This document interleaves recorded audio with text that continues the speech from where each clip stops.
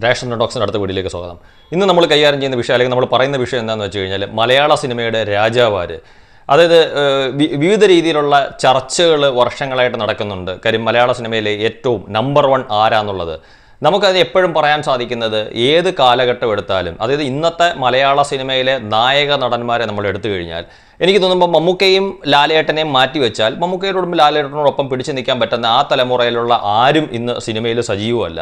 സുരേഷ് ഗോപിയോ ജയറാമോ മുകേഷോ ഇവരാരും മമ്മൂക്കയ്ക്കും ലാലേട്ടനും ഒപ്പോ അല്ലെങ്കിൽ അതിനടുത്തോന്ന് നമുക്ക് പറയാൻ പറ്റത്തില്ല. കാര്യം മമ്മൂക്കയും ലാലേട്ടനും കഴിഞ്ഞു കഴിഞ്ഞാൽ പിന്നെ നമുക്ക് പറയാൻ പറ്റുന്ന ഒരു കൂട്ടം ചെറുപ്പക്കാരെയാണ്. ദുൽഖർ സൽമാനെയും പൃഥ്വിരാജിനെയും ടൊവിനോ തോമസിനെയും ഉണ്ണി മുകുന്ദനെയും അതല്ലെങ്കിൽ ഫഹദ് ഫാസിലിനെയൊക്കെ പോലുള്ള ഒരു കൂട്ടം ചെറുപ്പക്കാരെയാണ് നമുക്ക് പറയാൻ സാധിക്കുന്നത്. അങ്ങനെ നമ്മൾ നോക്കിക്കഴിഞ്ഞാൽ പക്ഷേ മമ്മൂക്കയിലെ ലാലേട്ടനെയൊക്കെ നമ്മൾ വരുമ്പോഴത്തേക്ക് ഏറ്റവും ആദ്യം മലയാള സിനിമയിലെ നായകനായത് ആര് എന്ന് നമുക്ക് ചോദിച്ചു കഴിഞ്ഞാൽ നമുക്കറിയാം മമ്മൂക്കയാണ് ഏറ്റവും ആദ്യം. അതായത് ഈ കൂട്ടത്തിലുള്ള മമ്മൂക്കയിൽ ലാലേട്ടൻ ഉൾപ്പെടെയുള്ള ആ തലമുറയിൽപ്പെട്ട അല്ലെങ്കിൽ സുരേഷ് ഗോപിയും ജയറാമും ഒക്കെ ഉൾപ്പെടെയുള്ള ആൾക്കാരുടെ കൂട്ടത്തിൽ ഏറ്റവും ആദ്യം മലയാള സിനിമയിലെ നായകനായത് മമ്മൂക്കയാണ്. മമ്മൂക്ക ഇന്നും ആ നായകനായിട്ട് തന്നെ തുടരുന്നു. എനിക്ക് തോന്നുന്നു 1981 മറ്റോ റിലീസ് ചെയ്ത തൃഷ്ണ, എനിക്ക് തോന്നുന്നു അദ്ദേഹം ആദ്യമായിട്ട് നായകനായത് ആ സിനിമയാണെന്ന് തോന്നുന്നു. അവിടെ മുതൽ ഇങ്ങോട്ട് പിന്നെ ചില സിനിമയ്ക്കകത്തൊക്കെ അതിഥി താരമായിട്ടും ഉപനായകനായിട്ടൊക്കെ അദ്ദേഹം അഭിനയിച്ചിട്ടുണ്ടെങ്കിലും 81 തന്നെ അദ്ദേഹത്തിന് നായകനായി അഭിനയിക്കാൻ ഭാഗ്യം ലഭിച്ചു. പിന്നീട് ആ രാത്രി പോലുള്ള സിനിമകളും, സന്ധ്യയ്ക്ക് വിരിഞ്ഞ പൂവുള്ള സിനിമയും, അതിരാത്രം, അങ്ങനെ നിരവധി അദ്ദേഹത്തിനുള്ള സിനിമകൾ. പിന്നീട് ലാലേട്ടനും ഏതാണ്ട് മമ്മൂക്കയോടൊപ്പം ഒരുപാട് സിനിമകളിനകത്ത് വില്ലനായിട്ടും ഉപനായകനായിട്ടും ഒക്കെ അഭിനയിച്ചു. അദ്ദേഹവും മമ്മൂക്കയ്ക്ക് ഏതാണ്ട് ഒപ്പം എത്തി.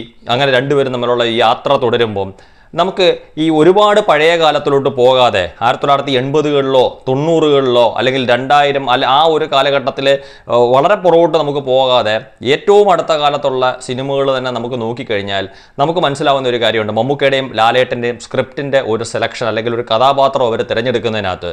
കാര്യം ലാലേട്ടൻ എപ്പോഴും ലാലേട്ടൻ്റെ ചില ഫാൻസ് അദ്ദേഹത്തിനെ തെറ്റിദ്ധരിപ്പിക്കുന്നതിൻ്റെ ഭാഗമായിട്ട് അദ്ദേഹം കഴിഞ്ഞ കാലങ്ങളിലെ ഒരു ലാലേട്ടനാവാൻ വേണ്ടി ശ്രമിച്ചുകൊണ്ടിരിക്കുന്നു. ചിത്രത്തിലും കിലുക്കത്തിലും അല്ലെങ്കിൽ തേന്മാവിൻ കൊമ്പത്തിലും ആ താളവട്ടത്തിലും ഒക്കെ കണ്ട ഒരു ലാലേട്ടനാവാൻ വേണ്ടി അദ്ദേഹത്തിൻ്റെ രൂപത്തിലും ഭാവത്തിലും കഥാപാത്രത്തിലും എല്ലാം കഥകളിൽ പോലും ഒരു പക്ഷേ എനിക്ക് തോന്നി ഇപ്പോൾ ആറാട്ട് പോലുള്ള സിനിമയ്ക്കകത്ത് അദ്ദേഹത്തിൻ്റെ പഴയ കാലത്തെ കുറേ സിനിമകളുടെ ഡയലോഗുകൾ പോലും എടുത്ത് ഉപയോഗിക്കുന്നുണ്ട്. കാര്യം ലാലേട്ടനെ സംബന്ധിച്ചിടത്തോളം എന്താണോ ഹിറ്റായത് അല്ലെങ്കിൽ ജനങ്ങൾക്ക് വേണ്ടിയിരുന്നത് അതിനെ എല്ലാ കാലത്തും മുന്നോട്ട് അതുപോലെ കൊണ്ടുപോകാം എന്നാണ് അദ്ദേഹം വിചാരിക്കുന്നത്.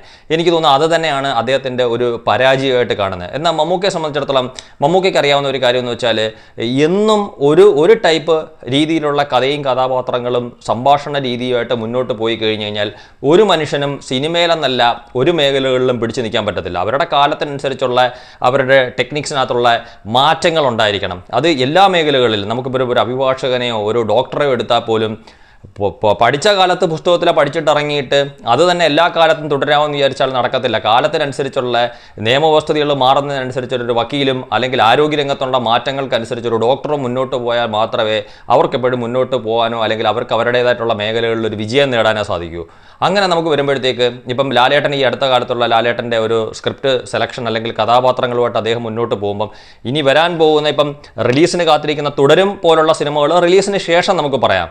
ഇപ്പം നിലവിൽ നമുക്ക് എടുക്കാൻ സമയത്ത് അദ്ദേഹം ഈ അടുത്ത കാലത്ത് ചെയ്തിട്ടുള്ള അല്ലെങ്കിൽ അദ്ദേഹത്തിൻ്റെ സിനിമകളിലേക്ക് വരുമ്പോഴത്തേക്ക് എനിക്ക് തോന്നുന്നു പ്രേക്ഷകരുടെ മനസ്സിലേക്ക് ആദ്യം ഓടിയെത്തുന്ന ആറാട്ടും എലോണും മോൺസ്റ്ററും ബ്രോഡാഡിയും പോലുള്ള സിനിമകളാണ്. അല്ലെങ്കിൽ മലയക്കോട്ടെ വാലിബൻ പോലുള്ളതൊക്കെ ചില സിനിമകളാണ്. അതിനകത്തൊരു നേര് എന്ന് പറയുന്ന ഒരു വ്യത്യസ്തമായിട്ടുള്ളൊരു സിനിമ, വ്യത്യസ്തമെന്നുള്ള രീതിയിലല്ല, പ്രേക്ഷകർ കാണാൻ ആഗ്രഹിക്കുന്ന ഒരു സിനിമ ഉണ്ടായിരുന്നു എന്നുള്ളത് ശരിയാണ്. അദ്ദേഹത്തിനെ സംബന്ധിച്ചിടത്തോളം ലാലേട്ടൻ്റെ ഒരു നല്ല ക്യാരക്ടർ തന്നെയായിരുന്നു ആ നേര് സിനിമയ്ക്കകത്ത കഥാപാത്രം.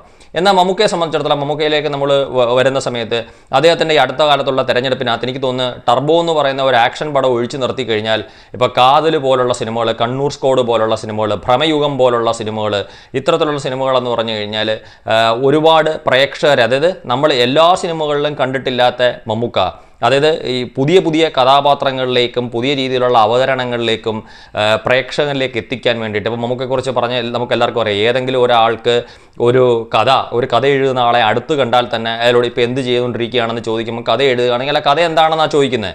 അതൊരു സിനിമയ്ക്കാണെങ്കിലും അല്ലെങ്കിൽ ഒരു പുസ്തക രൂപത്തിൽ എഴുതാൻ പോകുന്ന ഒരു കഥയാണെങ്കിൽ പോലും അത് നമുക്ക് സിനിമയാക്കിക്കൂടെ, അല്ലെങ്കിൽ സിനിമയാക്കിയിട്ട് ഞാൻ അഭിനയിക്കാം എന്ന് പറയും. കാര്യം അദ്ദേഹത്തിന് അത് കേട്ട് ഇഷ്ടപ്പെട്ട് കഴിഞ്ഞാൽ അദ്ദേഹത്തിനെ സംബന്ധിച്ചിടത്തോളം ഈ പുതുമുഖങ്ങളായിട്ടുള്ള കഥാകൃത്തുക്കൾ, തിരക്കഥാകൃത്തുക്കൾ അല്ലെങ്കിൽ ഡയറക്ടേഴ്സിനോടൊന്നും ഒരു സിനിമ അല്ലെങ്കിൽ എനിക്കൊരു സിനിമ വേണം, അല്ലെങ്കിൽ ഞാൻ നിങ്ങളുടെ ഒരു സിനിമയ്ക്കകത്ത് അഭിനയിക്കാൻ തയ്യാറാണ്, എനിക്ക് വേണ്ടി ഒരു കഥ എഴുതൂ എന്ന് പറയാൻ വേണ്ടിയിട്ട് അദ്ദേഹത്തിന് യാതൊരു മടിയില്ല. മറ്റുള്ളവരെ സംബന്ധിച്ചിടത്തോളം അവരുടെ മുന്നിൽ എത്തിയാൽ മാത്രമേ അവർ അത്തരത്തിലുള്ള വിഷയങ്ങൾ പരിഗണിക്കാറുള്ളൂ.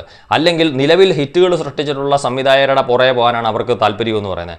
അപ്പോൾ അങ്ങനെ നമ്മൾ നോക്കുമ്പോഴത്തേക്ക് ഈ അടുത്ത കാലത്ത് പരാജയം അറിഞ്ഞിട്ടില്ലാത്ത മലയാള സിനിമയിലെ ഒരേ ഒരു നായകൻ, അത് നമുക്കൊരു മിനിമം ഗ്യാരണ്ടി എന്ന് പറയാൻ പറ്റും, അത് മമ്മൂട്ടി കമ്പനിയുടെ ആണെങ്കിലും മറ്റ് നിർമ്മാതാക്കളുടെ സിനിമകൾക്കാണെങ്കിൽ പോലും മമ്മൂക്കയുടെ കഴിഞ്ഞ കുറേ സിനിമകൾ നമ്മൾക്ക് ഇങ്ങോട്ട് എടുത്തു കഴിയുമ്പോഴത്തേക്ക് എല്ലാം സാമ്പത്തികമായിട്ടുള്ള വിജയങ്ങൾ നേടി നിർമ്മാതാവിന്, അതായത് നിർമ്മാതാവിനൊരു സിനിമ എടുത്തതിനകത്ത് എടുത്തുപോയി അല്ലെങ്കിൽ നഷ്ടം വന്നു പോയി എന്നൊരു തോന്നലുണ്ടാക്കാത്ത രീതിയിൽ ഒരു സിനിമ വിജയത്തിലേക്ക് നയിക്കാൻ ഇപ്പോൾ സാധിച്ചുകൊണ്ടിരിക്കുന്നത് മമ്മൂക്കയ്ക്ക് മാത്രമാണ്. ഇപ്പോൾ മമ്മൂക്കയുടെ ഇനി തുടർന്ന് വരാൻ പോകുന്ന പ്രോജക്റ്റുകൾ നമുക്കറിയാം. ഇപ്പം ബസൂക്ക എന്ന് പറയുന്ന സിനിമ ഏതാണ്ട് എനിക്ക് തോന്നുന്നു കുറച്ച് ഭാഗം കൂടെ പൂർത്തിയാവാനുണ്ട്. എവിടെയൊക്കെ ഉണ്ടായ നിർമ്മാണത്തിനകത്തുണ്ടായ ഒരു താളപ്പിഴയുടെ പുറത്തായിരിക്കാം ആ സിനിമയുടെ ഒരു നിർമ്മാണം നീണ്ടുപോയിക്കൊണ്ടിരിക്കുന്നത്. കാര്യം അതിൻ്റെ ഒരു ടീസർ തന്നെ റിലീസ് ചെയ്തപ്പോഴത്തേക്ക് പ്രേക്ഷകരെ സംബന്ധിച്ചിടത്തോളം വളരെ നല്ല രീതിയിലുള്ള ഒരു പ്രതികരണമായിരുന്നു അതിൻ്റെ ഒരു ടീസറിനോട്. പിന്നീട് Dominic and the lady purse എന്ന് പറയുന്ന സിനിമയെ സംബന്ധിച്ചിടത്തോളം അതും നമുക്കറിയാം ഒരു നല്ല രീതിയിലുള്ള വിജയം നേടിയെടുക്കും എന്നുള്ള കാര്യത്തിനകത്ത് യാതൊരുവിധ സംശയവുമില്ല. ഇപ്പോൾ ഷൂട്ട് ആരംഭിച്ചിരിക്കുന്ന മഹേഷ് നാരായണൻ്റെ സിനിമ, ലാലേട്ടനും കൂടെ ഒരുമിച്ച് അഭിനയിക്കുന്നുണ്ട്, കുഞ്ചാക്കോയും ഫഹദ് ഫാസിലും അങ്ങനെ കുറേ ആൾക്കാർ, ആസിഫ് അലിയും, അങ്ങനെ ഒരുപാട് വലിയൊരു താരനിര തന്നെ ഒരുങ്ങുന്ന ആ സിനിമയുടെയും വിജയം എന്താണെന്നുള്ളത് കാര്യം നമുക്ക് മുൻകൂട്ടി തന്നെ പറയാൻ സാധിക്കും. അങ്ങനെ ഏത് സിനിമയാണെങ്കിലും ശരി, മമ്മൂക്കയുടെ അതിനിടയ്ക്ക് ഇപ്പം ജിതിൻ കെ ജോസിൻ്റെ ഒരു സിനിമയുടെ ഷൂട്ട് പൂർത്തിയായിരിക്കുകയാണ്. മമ്മൂട്ടി കമ്പനിയുടെ തന്നെ ഒരു സിനിമ, മമ്മൂക്കയും വിനായകനും കൂടെ അഭിനയിക്കുന്നത്.